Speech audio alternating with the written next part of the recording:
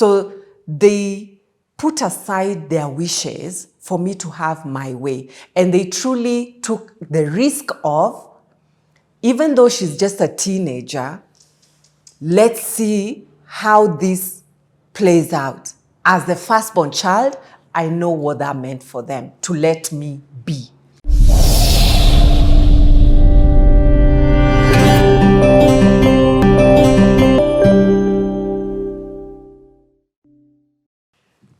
I know we stopped abruptly in the last episode, but we are still continuing. The tagline on CTA is, you truly never know people until you take the time out to get to know people. So you never really know somebody until you sit down with them and you hear them tell their life story from their version. So, hey? I'm home. Yeah. So where we left where we stopped abruptly was the place where your mom now is even coming to the school for you. Yeah. So because you didn't go to the boarding, from my perspective, it sounds like she was being overprotective. About all the different things that could happen. That I'm not aware. In the city,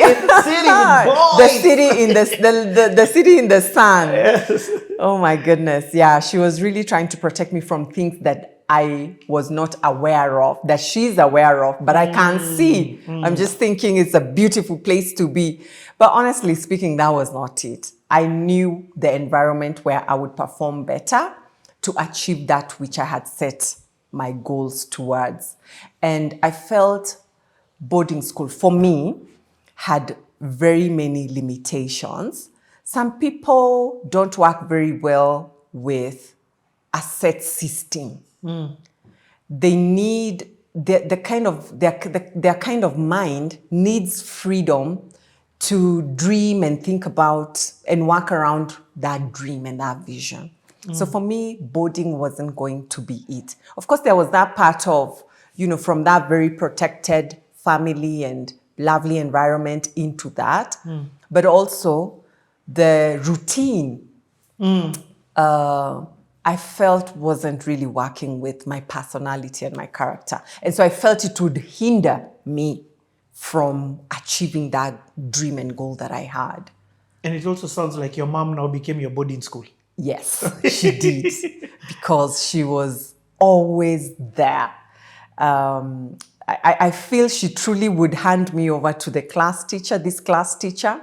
Her name is Mrs. Kimani. Wanjiko, she was also my namesake. Teresa Wanjiko Njoroge? Wanjiko Kimani. Okay. I'm Wanjiko Njoroge. Yes, no, for you. For me, yes. For me, Teresa Wanjiko Njoroge. And I can't remember her baptismal name, but she was Wanjiko Kimani. And we hit it off with her. She was like my second mom. She was not just a class teacher. She was like my second mom. And the reason why I say that is because I was her class prefect. Wow. And during break times, she'd call me. And I remember sometimes we would sit at the chemistry lab or, some of the labs that were there, some free space where there isn't a session that's going on. And we would sit and she would talk to me. She would advise me. On what? Life matters. Matters life. Yes, she would. She really loved me over and above as just her student. I think she looked at me as her daughter. And I'm very grateful for that, because I know not everyone gets that. But I saw that extra care, extra commitment towards me. And we would talk. I remember very vividly sitting with her at the labs when there weren't sessions. And, and from the day I told her what I really want to become in my life and what I really want with my life, she appointed herself as a mentor. The classes that I'm having difficulties at home, are there any difficulties? Wow. Yeah, she would. And there's something with firstborns, because very soon thereafter, my other siblings followed me. Same school. The same school. successful thereafter. So I think when you chart a path, and that's why I think firstborns don't just carry this extra responsibility. It's also speaking to your other siblings as well. Yep. And I think that's why the decisions you make, you become a little bit cautious, because it's not just a decision that's going to affect you. It's also a decision that's trickling down to the others. And she would, ask about them through me, from me. She was an incredible teacher. She really was. Wow. And I think that Form 2 first term, I was number 4. What? First term? I was position 4. And there were 2 streams. There was A and B. There were 2 streams, and I was position 4. I was very determined. And it was After taking yourself through Form 1. yourself Form 1. I was position 4, first term, Form 2. And it wasn't just to prove to my parents that I knew what I was doing, although that was part of it, because I have never wanted to hurt my parents deliberately. I always want to honor and respect the effort that I have seen them put, because I have seen it. As I said, I don't come from a rich family. We weren't poor, but I could tell there isn't extra. They are giving it their best. And I had seen my mom sacrifice her ambitions and her plans for me and for us as a family. So I knew the heavy price that she had paid. She had her own career. She had businesses she could have done. But she sacrificed all that for the sake of her family, me included. So knowing that, I've always, wanted to honor that sacrifice, because I know I am flying because someone has allowed me to step on their shoulders. Wow, that's very honoring of you to say of your mother. Especially because when you're a child, you're like, but you're my mom. You sacrifice yourself for me. You need to do this for me. Yeah.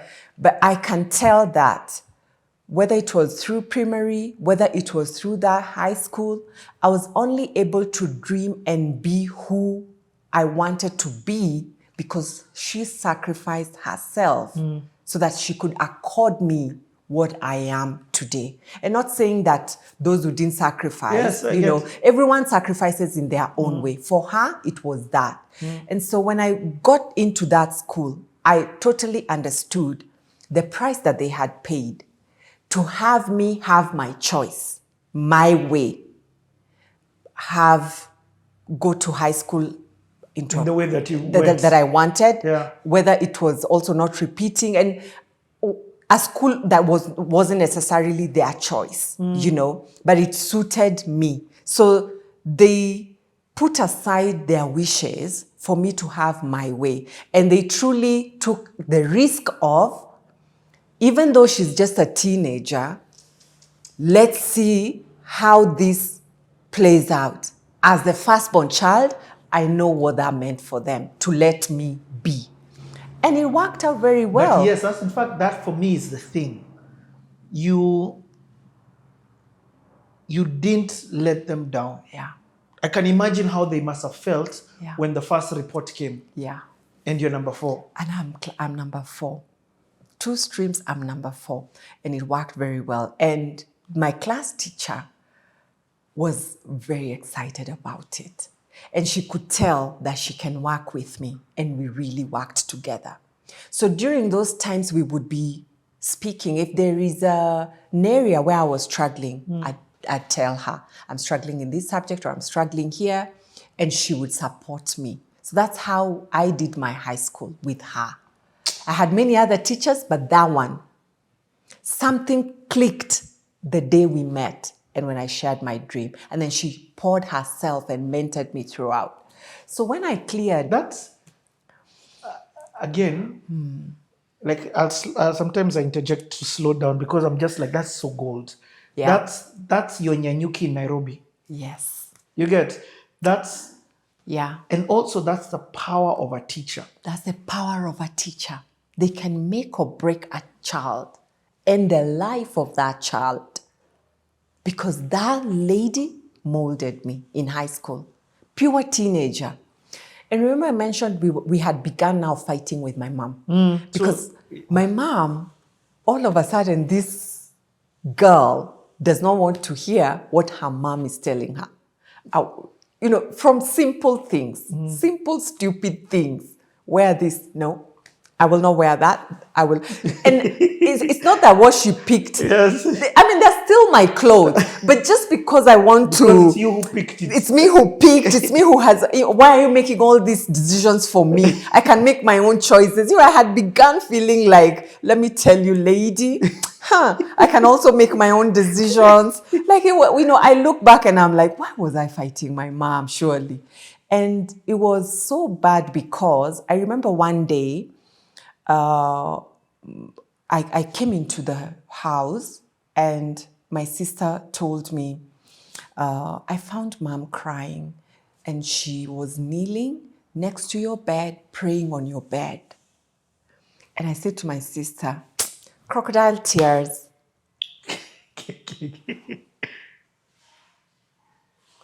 Today I look back and I'm like, she was loving me. And I was just a teenager being a teenager. And here my sister is telling me, I'm hurting my mom. She found her crying, kneeling, praying on my bed. But I couldn't take it. I was like, those are just crocodile tears. I mean, she could do what she's, like, what, Yeah. And that's how teenage shook me. Wow. It really shook me. Where's your dad in all of this time? Now Nairobi work is... Hey. It's not Nanyuki. Oh my goodness me. We now didn't see our dad like we used to see him in Nanyuki. He'd come late, tired. Sometimes he'd work such long hours. Sometimes we wouldn't see him all through till the weekend. Nairobi took a toll on us. And, as we were having that conversation, you follow these promotions and you follow the money and you follow the growth. It's good for you. It's good for your career. But how is it working out for your family? What's the whole holistic picture? Yes. Yeah, he had more money. He had a much higher position. But we never saw him as much as we would have loved to see him. He really, I wouldn't say I saw my dad as I saw him when I was in primary school. All I remember were now the weekends. And even those weekends, I remember my dad taking his rest. He was tired. He was tired.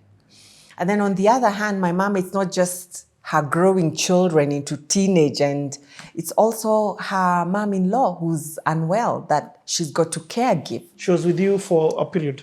She was with us for, my parents had to now care for her throughout. And how long? No, what I mean, was 1 year, 2 years, or a couple of years? Throughout, so as far as I can remember, throughout my high school. Wow. Because even when I went to uni, she was still, my mom was still, like, I can remember my mom's face and how fatigued she looked as I was going to uni. And the reason why I remember is because, like, I can perfectly remember my dad, his mom, and my mom just standing there looking so tired. I can see the fatigue in her. I could see it. And, my grandma wishing me well as I went for uni and just blessing me and telling me to explore the world. Those were her words. She said to me, I'm happy for you. I'm excited for you. And I would really love for you to explore the world. Don't be caged to just this city. explore the world, go to places, learn different cultures, see the world. And she said to me, that's what I would do if I was your age at this time. That's what I would do. So you do that. And those words stuck with me. Your life is, it's very, there's a lot that you take in that shapes you. Yes. I mean, and I like how you intentionally, I don't know if it's intentionally or not, and maybe if it's in retrospect. Yes. You know, and even fact talking about retrospect, it's not that your parents knew that Nairobi was going to be this toll on people. Yeah. You know, when we get on a promotion, it's not that we have the opportunity to calculate it. Now maybe we do, but at that time. But at that time, I can imagine probably my father was also thinking about the responsibilities. Yep. Higher learning. Exactly. You know. One day you'll go to uni. Exactly. So he must have been thinking to himself, I need to double down. Exactly. And get business settled. Exactly. You know. But it did shake our family in the sense that you could tell that comfort that we had, those beautiful times, those walks in the evening, those were all gone. No more throwing pebbles in the river. Oh my goodness, it felt the safety as well. That, you know, that safety is gone. Like you could tell there's a season that's over and now you've got to be careful, you've got to be on your toes.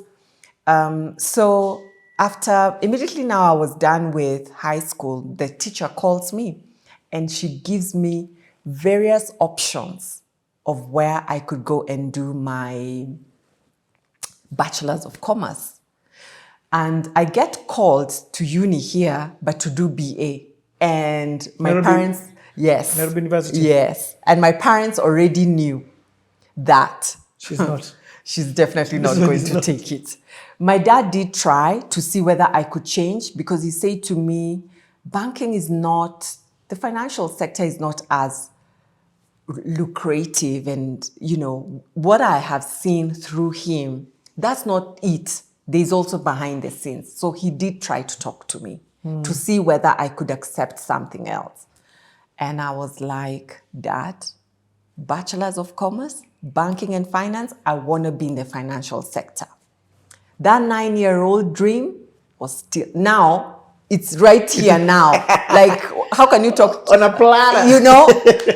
So my teacher is the one who helped me pick. There were very interesting options.